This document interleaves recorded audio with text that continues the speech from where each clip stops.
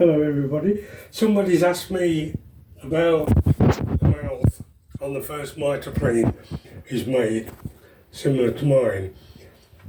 He tells me he can't get the iron to come out of the mouth. The mouth is so fine and he hasn't got a file thin enough to open it out.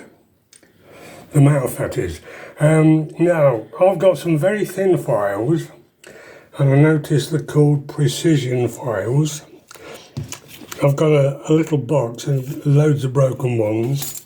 This is actually a new one. You see, they're very, very thin, very flexible. He probably hasn't got one of these.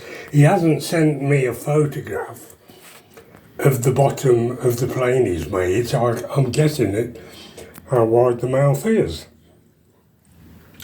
He says, are there any tricks to open the mouth out, Bill? And of course, I have no tricks to open a mouth out other than the way I'm going to explain.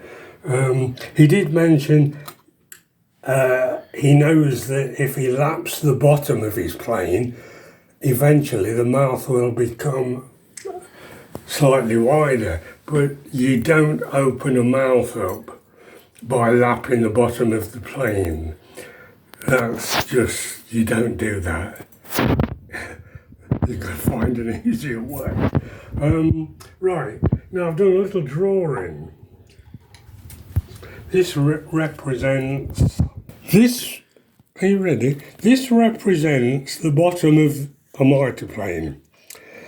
This represents the bed, and this represents the front of the mouth. Now, it's not to scale, so instead of taking the bed to a feather edge, you want to leave an upright on the end, and it wants to be, no thicker than that. Possibly, this is a little steel rule. You just want a little upright there instead of a feather edge. Then in the front of the mouth, you want about 3 times the thickness of that, say perhaps even a 1/16 of an inch, upright before it goes that way. That's not to scale, but that shows you what you're aiming for. So you want a little bit of an upright on the back of the mouth, and perhaps 3 times as much on the front. There's no strict rule, but that's what I do.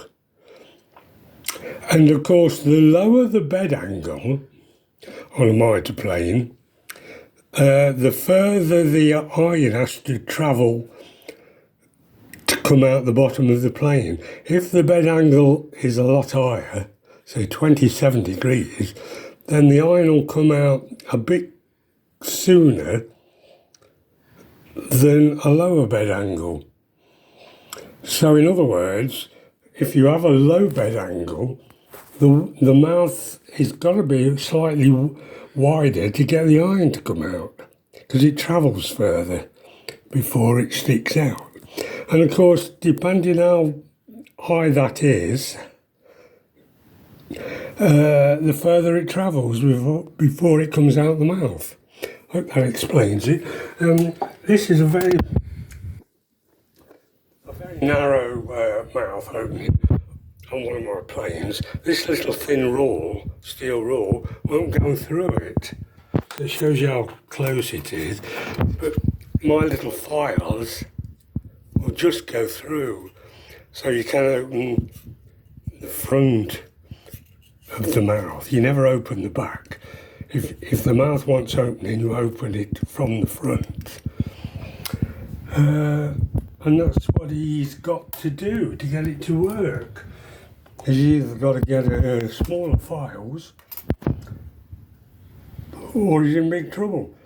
And I always tell them, when you're making a mitre plane, when you put the infill in, the rear infill in, you've got to sight down from the top of the rear infill to the mouth, like that, up against the light, and then, unless you can see light through it, it won't work. You've got to take more off the bed until you can see light from one end to the other. Put this one down, and this is another one of my favourite planes I've made, because again it's got an exceptionally fine mouth and it's got this wonderful patina over the years on the bronze. As I've said before, I love the colour of the bronze once it's aged and got a patina.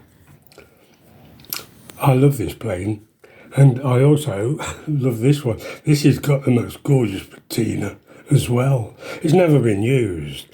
I've bought it back. I've bought both these planes back recently. This one very recently, and that's because it's not been used. It's gotten this lovely colour.